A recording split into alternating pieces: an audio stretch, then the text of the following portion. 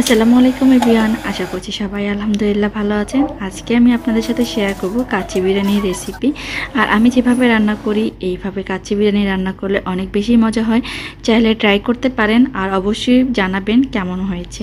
চলুন রেসিপিটা স্টার্ট করে দিই। কাচ্চি বিরিয়ানির জন্য এখানে আমি প্রায় 1.5 কেজির একটু বেশি গরুর গোশত নিয়েছি। আধা ঘন্টা লবণ পানিতে ভিজিয়ে রেখেছিলাম। দেন তারপরে নিয়ে নিয়েছি সাদা গোলমরিচের গুঁড়া 1.5 টেবিল চামচ, কাজু বাদাম নিয়েছি 15টার মতো, পোস্তদানা নিয়েছি 1.5 টেবিল চামচের মতো, জায়ফল জয়িত্রী নিয়েছি একটুখানি, আর নিয়েছি দুধের সর, এটা নিয়েছি হচ্ছে মানে 1/3 কাপের মতো। তারপরে নিয়ে নিয়েছি টক দই। সব কিছু একসাথে ভালো করে ব্লেন্ড করে নিয়েছি। আর ব্লেন্ড করার সময় আমি এখানে একটুখানি লিকুইড দুধ দিয়েছিলাম, এই জন্য এমন হয়েছে। তো যাই হোক, এরপরে টক দইটাও দিয়ে দিলাম। টক দইটা খুব ভালো করে ফেটে নিয়েছি। 4 টেবিল চামচ পরিমাণ দিয়েছি আদা বাটা, রসুন বাটা দিয়েছি 1.5 টেবিল চামচ করে। দেন তারপরে হচ্ছে এখানে রাঁধুনি কাচ্চি বিরিয়ানির মশলাটা দিয়ে দিব। আর এই প্যাকেটের মধ্যে যেহেতু 2টা প্যাকেট থাকে, তো যেটা মাংসের মশলা সেখান থেকে আমি হাফেরও বেশি মশলা দিয়ে দিয়েছি, কারণ যেহেতু আমি আলাদা করে জয়ফল জয়িত্রী দিয়েছি সেই জন্য। আর যদি না দিতাম তাহলে ফুল প্যাকেটটাই দিয়ে দিতাম। দেন তারপরে দিয়ে দিলাম 2 টেবিল চামচ ঘি। দেন তারপরে এখন দিয়ে দিব হচ্ছে লবণ পরিমাণ মতো। আমি আমার পরিমাণ মতো লবণ দিয়ে দিচ্ছি।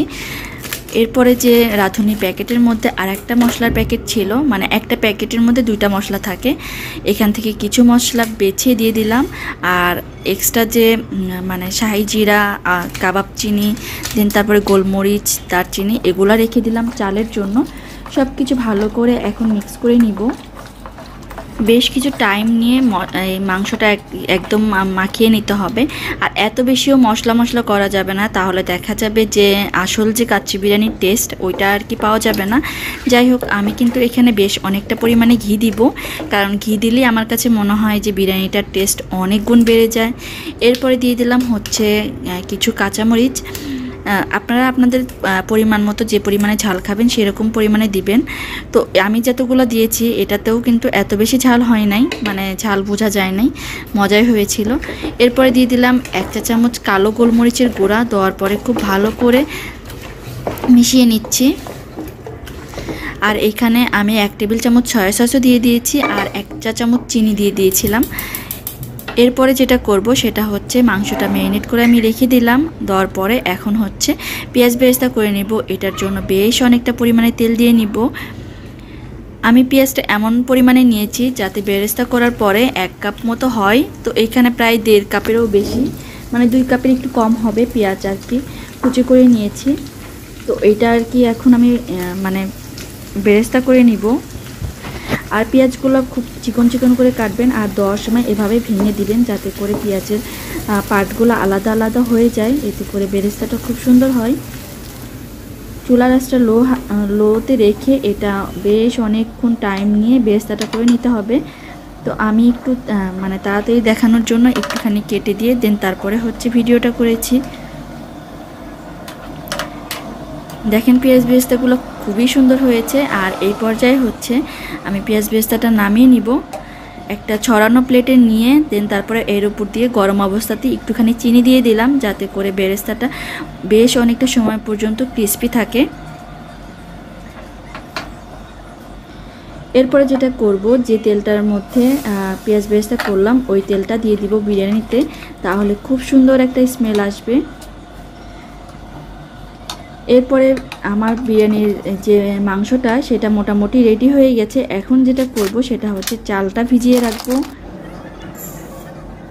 তো আমি আমার পরিমাণ হচ্ছে চাল নিয়ে নিচ্ছি। আর কাচ্চি বিরিয়ানির কিন্তু পরিমাণটা আছে, আপনি যতটুকু চাল নেবেন তার ডাবল মাংস নিতে হবে, তাছাড়া কিন্তু বেশি খেতে ভালো হবে না।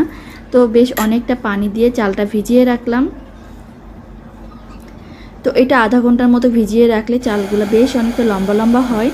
দেন তারপরে একটা কয়লা জ্বালিয়ে নিয়েছি। নেওয়ার পরে এটার মধ্যে একটুখানি তেল দিয়ে মাংসটার মধ্যে রেখে দিব, যাতে করে একটা স্মোকি ফ্লেভার আসে। আর এদিকে পানি গরম করে নিয়েছি, পানিতে সব মশলা দিয়ে দিয়েছি। দেওয়ার পরে আমি লবণ দিয়ে দিলাম পরিমাণ মতো। আর এটা কিন্তু চাল সিদ্ধর জন্য পানি দিয়ে দিয়েছি। দেন তারপরে দিয়ে দিলাম একটুখানি ঘি, দিয়ে দিলাম তেল, আর দিয়ে দিলাম লেবুর রস, যাতে করে চালটা আর কি ঝরঝরে হয়। এখন পানিটা ফুটে উঠেছে, এটার মধ্যে এখন চাল দিয়ে সিদ্ধ করে নিব। এটা যখন 80%-এর মধ্যে সিদ্ধ হবে তখন আর কি চালটা নামিয়ে নিব।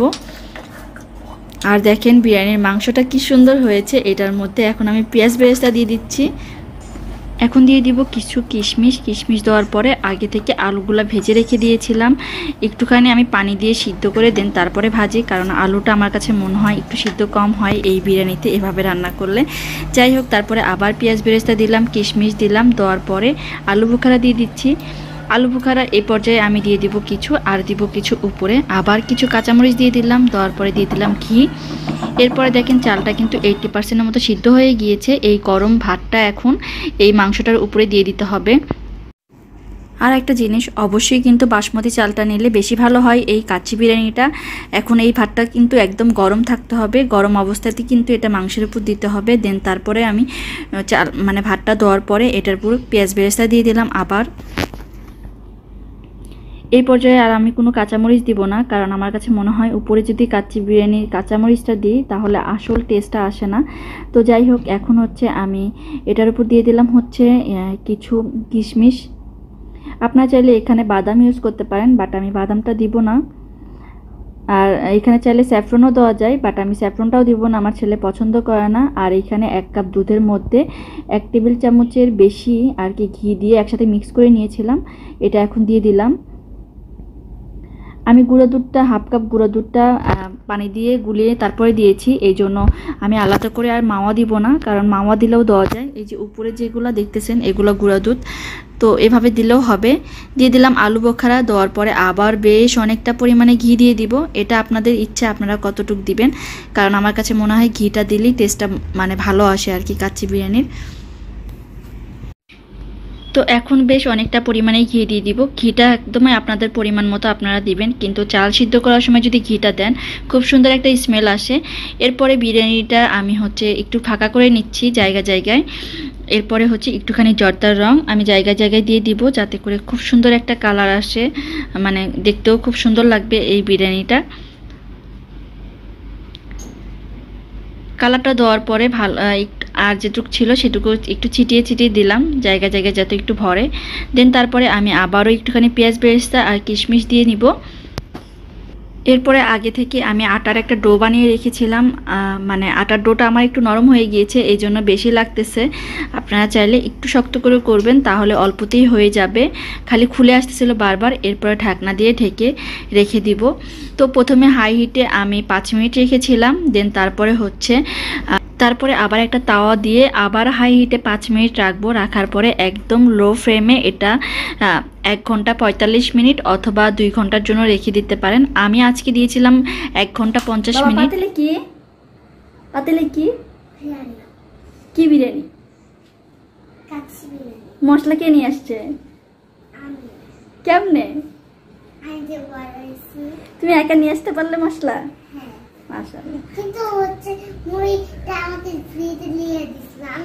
আমরা এখন বিরিয়ানিটা ওপেন করি, ঠিক আছে?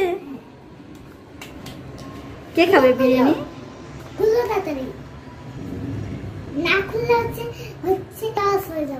কি লস হয়ে যাবে?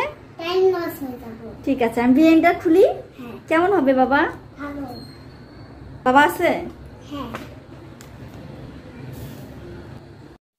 আর আজকের বিরিয়ানির মশলা তো কি নিজে গিয়ে নিয়ে আসছে। আমাদের বাসার নিচে যেহেতু একটা স্বপ্ন আছে, দেখা যায় যে আজকে প্রথম ইচ্ছা করে তোকিকে একা পাঠাইছিলাম, আর ও যে বিরিয়ানির মশলাটা নিয়ে আসছে, আলহামদুলিল্লাহ মাশাল্লাহ আমার ছেলেটা অনেক বড় হয়ে যাচ্ছে। এই তো বিরিয়ানির ঢাকনাটা এখন খুললাম। প্রথমবার যখন খুলেছিলাম ওই ক্লিপটা নেওয়া হয় নাই, তারপরের বার আবার একটু ভিডিও করেছি। যাই হোক, বিরিয়ানিটা কিন্তু হয়ে গিয়েছে। আর এটা একটু মানে উঠিয়ে দেখাচ্ছি। আর এই বিরিয়ানিটা ওপেন করার সময় দেখা যায় তোকির বাবা তোকি দুজনেই আমার পাশে থাকে। যাই হোক, আমি এখন বিরিয়ানিটা একটু উঠাচ্ছি আর দেখতেছি যে এই গোশগুলো সিদ্ধ হয়েছে কি না। আমি একটু দেখাই আপনাদের, এটা অনেক বেশি গরম, আমি ধরতেও পারতেছি না। এই দেখেন মাংসটা কি সুন্দর সিদ্ধ হয়েছে, দেখে মনে হচ্ছে কাঁচা আছে, কিন্তু দেখেন হাত দিলেই দেখা যায় যে খুলে আসতেছে। তো এই কাচ্চি বিরিয়ানির এই রহস্যটাই আমার কাছে খুব অবাক লাগে। যাই হোক, আমার বিরিয়ানিটা আজকে রেডি হয়ে গিয়েছে। আর এটা খেতে মোটামুটি ভালোই হয়েছিল। আর নিজের খাবারের প্রশংসা কি নিজে করা যায় বলেন? যাই হোক, এরপরে হচ্ছে এটা পরের দিন ছিল, তকি বাবার লাঞ্চ বক্সে দিয়ে দিলাম আমি বিরিয়ানিগুলা। তো আজকের ভিডিও কেমন লাগলো আপনাদের অবশ্যই জানাবেন। আজকের মতো এই পর্যন্তই। আল্লাহ হাফেজ, আসসালামু আলাইকুম।